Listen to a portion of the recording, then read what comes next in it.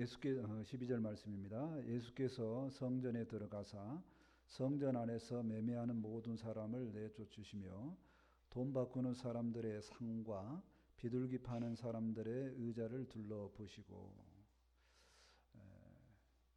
마태복음을 이제 쭉 하다 보니까 이제 후반부로 갈수록 점점 주님께서 어려운 길을 가시든 메시지의 주제도 상당히 이제 무거워집니다.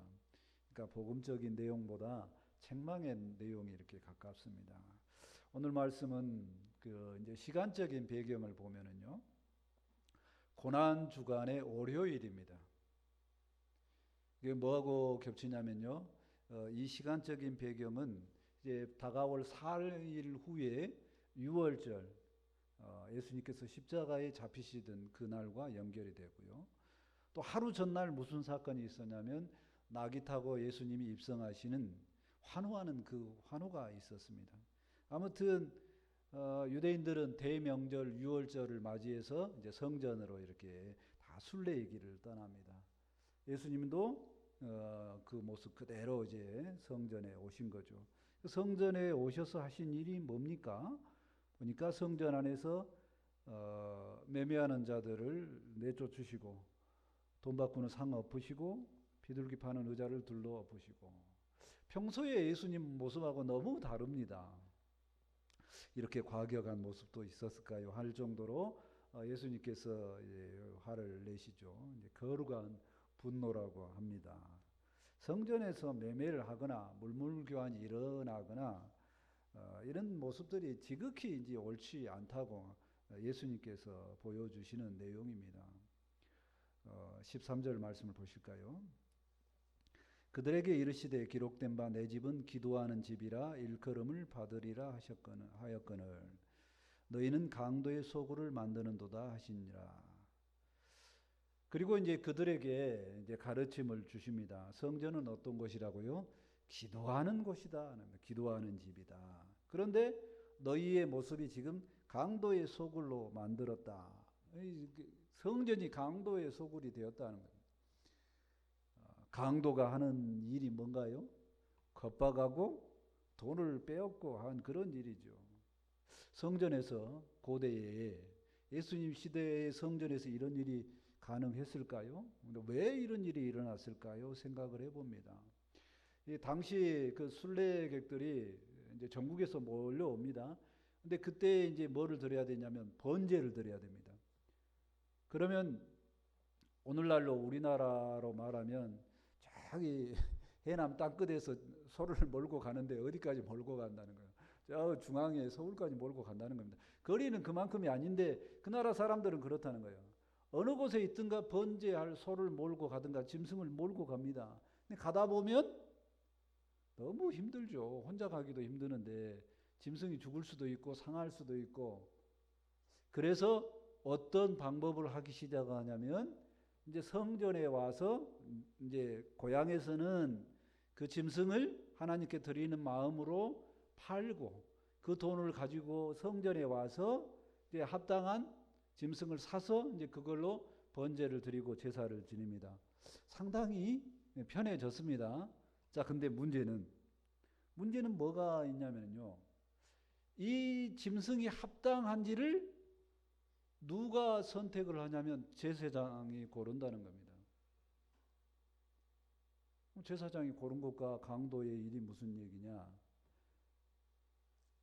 이렇게 합당한 짐승과 돈으로 교환을 할 때에 이권이 개입을 합니다. 요즘으로 말하면.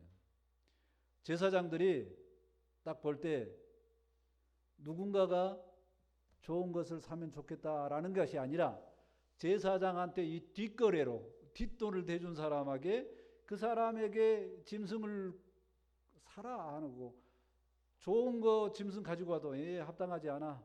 저기 어디 가면 거기 있는 그 사람한테 사. 거기가 영적이야. 막 이렇게 제사장이 이야기하니까 제사 지는 사람들은 순례하는 사람들은 어쩔 수 없이 제사장이 가르쳐준 그 사람에게 가서 짐승을 구입을 합니다. 자, 그게 큰 일의 시작이었고 악한 일의 시작이었고 그러다 보니까 어떻게 돼요? 짐승에게 잘 보이려고 하는 사람들이 늘어나고, 또 성전에 바치는 돈은 당시의 시대에 사용되는 돈 말고 성전에 바치는 돈은 또 따로 있습니다. 화폐 교환이 일어나야 돼요. 달러는 안 되고 원만 된다, 뭐 이런 식입니다. 그러니까 그 과정에 합당한 짐승을 선택하기 위해서 보편적인 사람은 무슨 일을 당하냐면 부당한 일을 당해요. 겁박을 당합니다. 그리고 어쩔 수 없이 짐승을 사기 위해서 자기가 생각했던 돈을 많이 지불합니다. 고향에서 냈던 그 돈보다. 심지어 당시 기록으로 보면 거의 8배까지도 지불을 한다고 그렇게 써졌습니다. 그렇게 뒷돈 받고 갈취하는 그 일이 성전 모퉁이에서 아주 시장통 같은 그런 일이 있었다는 겁니다. 그 당시에. 그 예수님께서 지금 그것을 엎으신 거죠. 이런 일은 옳지 않다 하는 겁니다. 성전에서 매매하고 물물 교환이 일어난 것에 대해서 주님께서 분노하심을 생각을 해봅니다. 우리 주님은 성전이 뭐하는 곳이라고 그랬습니까? 기도하는 집이라고 그랬습니다.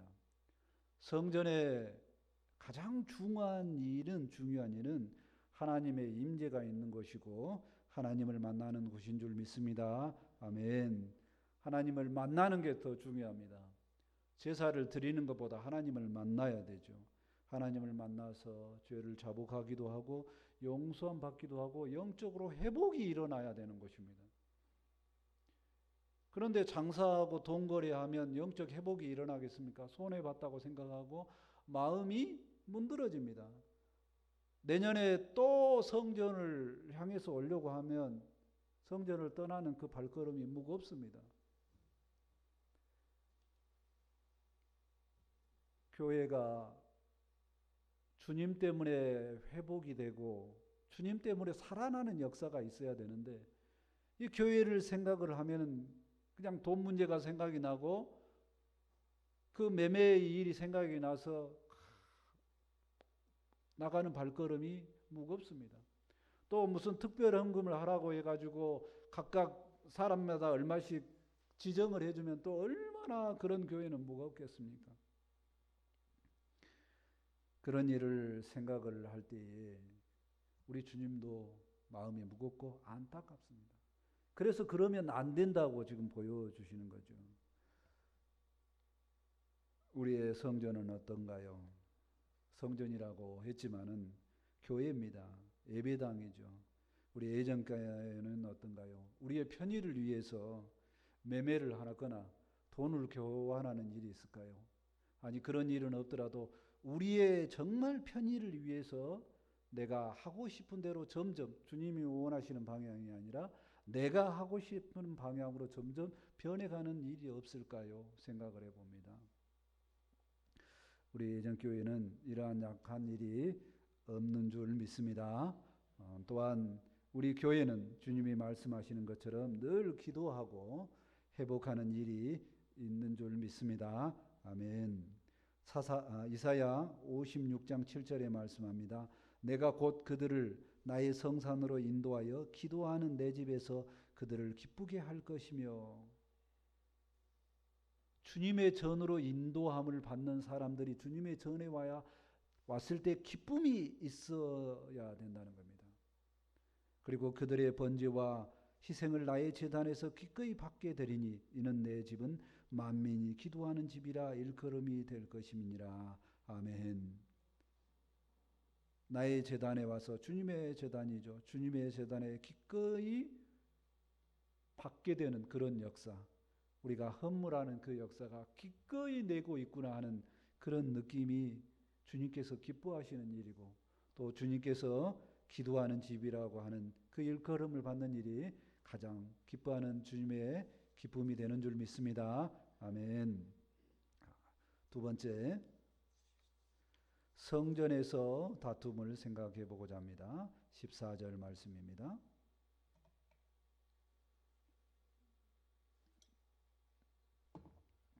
14절입니다. 맹인과 저는 자들이 성전에서 예수께 나오매 고쳐주시니 예수님은 성전에서 이제 맹인들과 전원자들을 고쳐 주십니다. 우리 사랑의 주님은 성전에서 이렇게 회복시키고 고쳐 주시는 일을 하는 겁니다. 이게 구원의 역사를 성전에서 하시는 것을 보여 주십니다. 그러니까 주님께서 성전에 들어가기 전의 분위기와 완전히 다르죠. 어느 곳이든지 하나님께서 원하시는 교회의 모습은 이렇게 회복의 역사가 일어나는 그런 성전이, 아름다운 성전이 되는 줄 믿습니다. 아멘. 사람이 교회에서, 예배당에서, 성전에서 회복되고 그것 때문에 기뻐하면 얼마나 좋겠습니까? 그 일을 생각할 때마다 이번에 교회에서 기도했더니 이렇게 좋은 일이 생겼다라고 하면 그 기쁨이 딱 전달되지 않습니까? 근데 그런 기쁨이 전달될 때에 반대의 마음이 생기는 사람이 있습니다. 예수님의 마음과 다르게, 우리의 마음과 다르게 이런 분위기를 싫어하는 사람들이 있습니다. 15절 말씀을 보실까요? 15절입니다. 대제사장들과 서기관들이 예수께 하시는 이상한 일과 또 성전에서 소리질러 호산나 다윗의 자손이여 하는 어린이들을 보고 노하여, 대제사장들과 서기관들이 노하여 화가 났습니다. 예수님께서 하시는 일이 이상한 일이라고 합니다. 오늘을 살펴보니까 놀라운 일이라고 하는데 권능의 일이라고 생각할 수도 있고요. 대제사장들이 봤을 때는 이상한 일입니다. 성전을 청소한 일도 이상한 거고요. 맹인과 저는 자들 고치신 일도 이상합니다. 근데 더욱이 더 마음에 안 드는 일은 뭐냐면 어린애들이 예수님을 찬송하는 일입니다. 종교 지도자들이 그 소리를 들으니까 화가 더 나죠. 호산나 다윗의 자손이여, 이렇게 막 애들이 합니다. 애들은 왜 이걸 하냐면요, 목적의식이 있어서 하는 게 아니죠. 어제 무슨 일이 있었다고요? 예루살렘에 예수님이 들어오니까 나귀를 타고 막 제자들이 따르고 거기가 옷을 펴고 종려 가지를 흔들고 그러면서 막 호산나 다윗의 자손이여 막 이렇게 하니까 얘들은 어른들이 하는 그 환영과 환호의 소리를 듣고 저절로 머리에 들어갑니다. 우리가 어렸을 때 그 노래는 그게 무슨 의미인지를 모르는데 귀에 박혀가지고 저절로 막 나오잖아요. 우리의 감정하고 상관없이 애들은 똑같습니다. 어제 호산나 다윗의 자손이여 그랬더니 애들이 모여 다니면서 막 성전에 뛰어다니면서 호산나 다윗의 자손이여 막 그렇게 뛰어다닙니다. 호산나 다윗의 자손이여 그 소리를 누가 들으니까? 예수님이 듣게 되니까 종교 지도자들이 그걸 보고 엄청 지금 화가 났습니다. 어마어마하게 화가 났죠. 자신들이 가지고 있는 자기들이 인기를 받아야 되는데 그 인기가 예수님께로 옮겨가는 것을 보니까 화가 난 겁니다. 이 종교 지도자들이 화내는 모습을 생각을 해봅니다. 예수님이 하시는 일이 병을 고치고 회복의 역사를 이룹니다. 이 좋은 일이, 이렇게 성전에서 하는 이 좋은 일이 왜 종교 지도자들은 화가 날까요? 하는 얘기입니다. 왜 화가 날까요? 예수님이 나쁜 일을 하는 것이 아니라 선한 일을 했습니다. 애들은 뭔 일인지 모르고 막 떠들고 다니는 거고요. 이 선한 일을 했는데 왜 화가 나느냐 하는 얘기입니다. 제가 왜 화가 나는 것에 대해서 AI에게 물어봤습니다. 그랬더니 뭐라 그러냐? 화가 나는 일은 외적인 일이 아니라 자신의 내면을 다스릴 수 없을 때에 나타나는 감정의 표현이라는 겁니다. 그러니까 외적인 문제가 아니라 내 내면이 밖에 있는 사건이 감당이 안 될 때에 이 감정적으로 화가 난다는 거죠. 근데 종교 지도자들은 화는 왜 나냐? 지금 예수님이 인기가 있습니다. 그러니까 예수님이 인기가 있으면 자기들이 하는 말이 다르다, 틀리다 이렇게 하는 사람이 나타나요. 그러면 뭐가 문제가 생깁니까? 기득권. 자기들이 가지고 있는 권리가 훼손될 수 있다는 겁니다. 그래서 첫 번째 파트에 봤던 그 제사장이나 이렇게 뒷돈으로 이렇게 해가지고 누릴 수 있는 그 누림도 못 누리는데, 예전에는 어땠냐면요, 그게 옳다고 당당하다고 누렸는데 예수님이 인기가 많아지면 많아질수록 그게 불편해지는 일이 생긴다는 겁니다. 그리고 또 다른 거죠.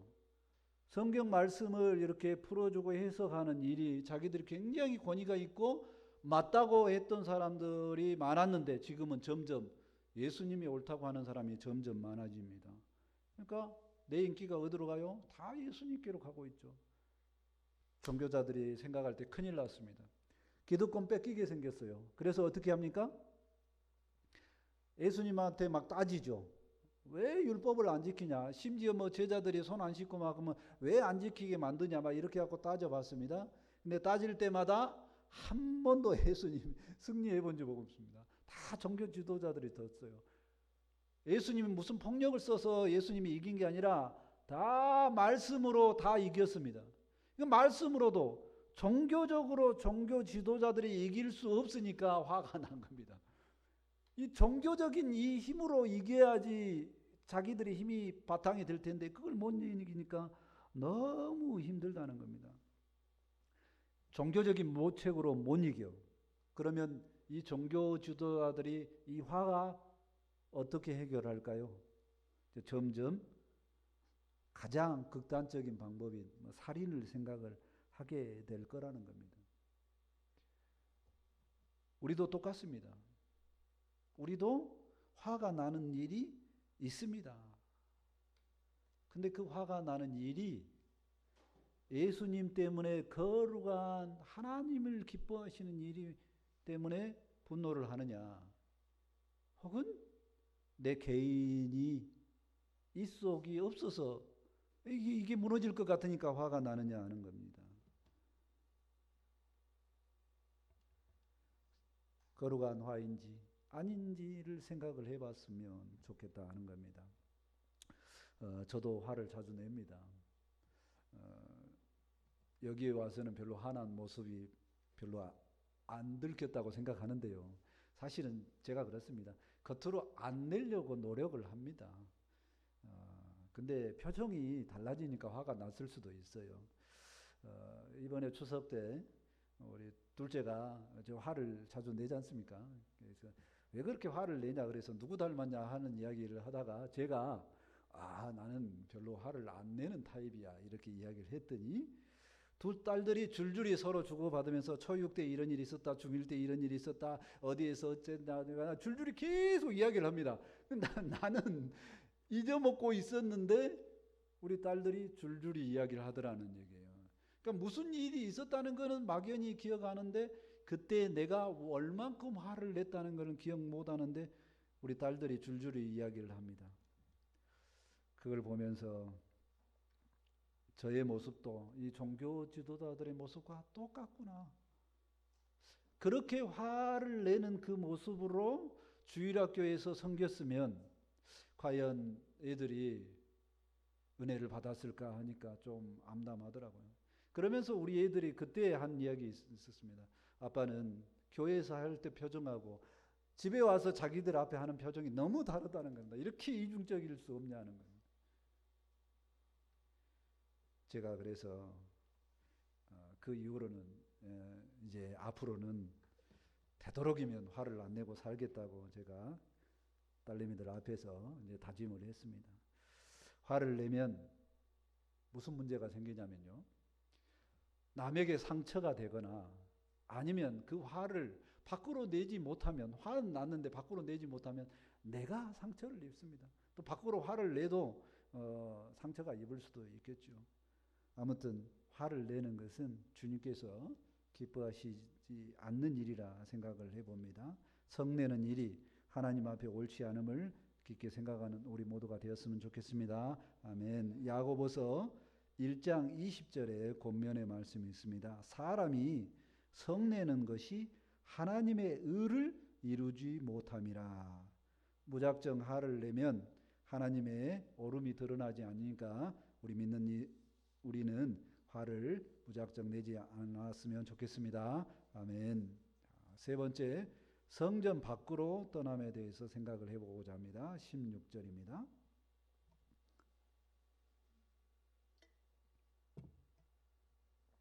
16절 말씀입니다. 예수께 말하되 그들이 하는 말을 듣느냐. 예수께서 이르시되 그렇다. 어린아이와 젖먹이들의 입에서 나오는 찬미를 온전하게 하셨나이다 함을 너희가 읽어본 일이 없느냐 하시고. 종교 지도자들이 화가 마음에 가득했고요. 이제 예수님께 어린아이들이 하는 말을 꼬투리 잡아서 이제 공격하는 말을 하는 겁니다. 어린애들이 다윗의 자손이여라고 예수 당신에게 영광을 돌리고 있는데 이게 합당하냐? 그렇게 하면 되겠느냐? 어린애들이라도 말려라 하는 그런 말입니다. 그들의 말을 듣느냐? 신성모독이다 그런 말이에요. 한마디로 이야기해서. 그랬을 때 예수님께서 뭐라고 말씀하십니까? 말씀의 기초에서 이야기하죠. 어린아기와 젖먹이들의 입에서 나오는 찬미를 온전하게 하셨다 하는 겁니다. 어린아이와 젖먹이들의 말은 그 당시에 시대적인 것, 들리는 것을 자연스럽게 한다는 겁니다. 전혀 의도나 목적이 없다는 거죠. 그런 이 어린아이와 젖먹이들의 찬송이 있을 그때에 하나님의 역사가 그대로 이루어진다는 겁니다. 사실 예수님께서 이 말씀하시는 것은 시편 8장 2절의 말씀으로 이제 변론하신 내용입니다. 주의 대적으로 말미암아 어린아이들과 젖먹이들의 입으로 권능을 세우시며 이는 원수들과 보복자들을 잠잠하게 하려 하심이니이다. 어린아이들의 또 젖먹이들의 입에서 호산나 찬송을 했다면 그게 맞다 이렇게 받아들여야 된다라고 말씀하시는 거죠. 주님께서는 항상 이 다툼에 있어서 말씀으로만 하시고 다른 방법을 하시지 않고 있습니다. 마지막 절 17절 말씀을 보실까요? 17절입니다. 함께 읽겠습니다. 마지막 절입니다. 17절 말씀 읽겠습니다. 시작. 그들을 떠나 성 밖으로 베다니에 가서 거기서 유하시니라. 예수님은 종교 지도자들에게 합당한 말씀을 하시고 다른 곳으로 이동하셨습니다. 예수님은 길게 쟁변, 말로 이렇게 토론하지 않습니다. 일단 종교 지도자들을 피하십니다. 부패한 종교 지도자들을 떠나는 것이 답이라는 겁니다. 성전에서 다투는 것은 옳지 않다는 겁니다.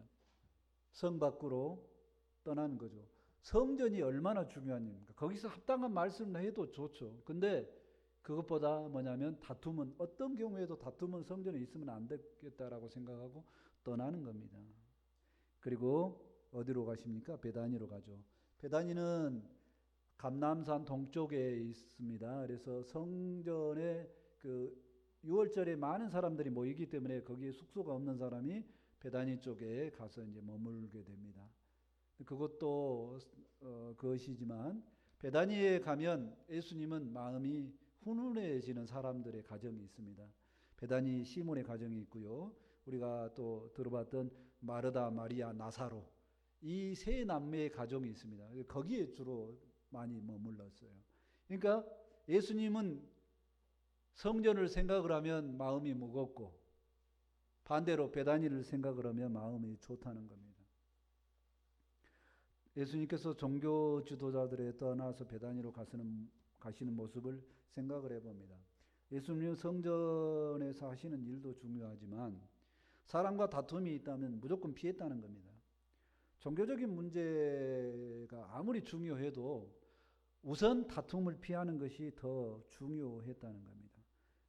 종교 지도자들, 이미 마음이 저쪽에 갔다고 확실한 그 사람과는 어떤 대화가 안 되는 겁니다.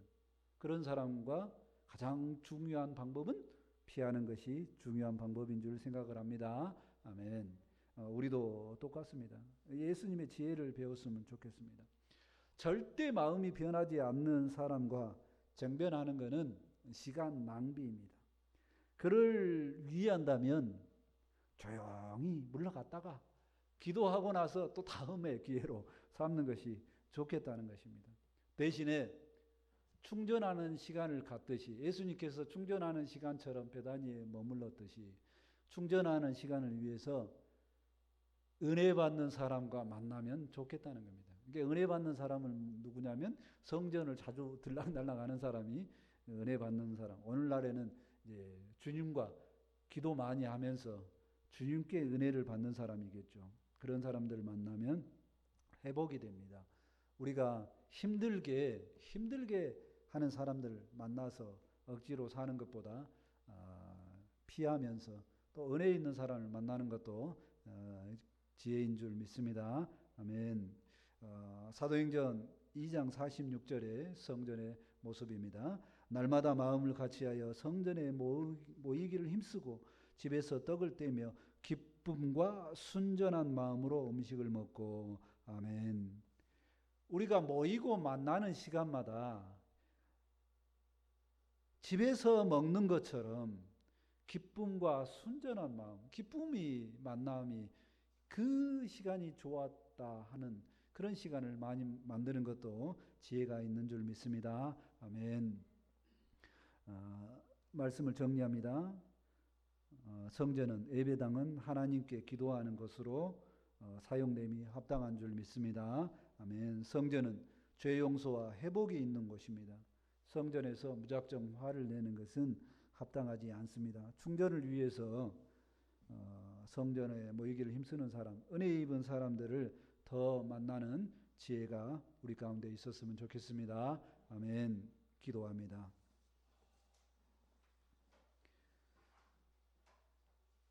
하나님 감사합니다. 하나님의 집인 성전은 하나님께 기도하는 아름다운 곳인 줄 믿습니다. 또한 하나님께 기도함으로 은혜를 덧입어서 죄사함의 은혜가 있고 또 영적으로 회복하는 아름다운 일이 일어나는 곳인 줄 믿습니다. 이곳에서 늘 아버지 하나님 주님께서 원하시는 기도함으로 하나님의 백성들로 살아가고 또한 이곳에서 은혜의 교제를 나누며 기쁨으로 살아가는 우리 모두가 될 수 있도록 아버지 함께하여 주옵소서. 어떠한 일이 있어도 화를 내지 않는 모습이 되게 도와주시고 어떠한 일이 있어서 이곳에서 매매하지 않게 도와주시고 주님께서 보실 때 늘 영적인 일만 하는 아름다운 우리의 모습들이 될 수 있도록 아버지 함께하여 주옵소서. 아버지 귀한 말씀이 전파되었사오니 이 말씀이 우리에게 생명이 되고 능력이 되기를 원합니다. 함께하여 주옵소서. 감사하며 예수님의 이름으로 기도합니다. 아멘. 이제 찬송 142장 하시고 준비하신 예물을 하나님께 드립니다.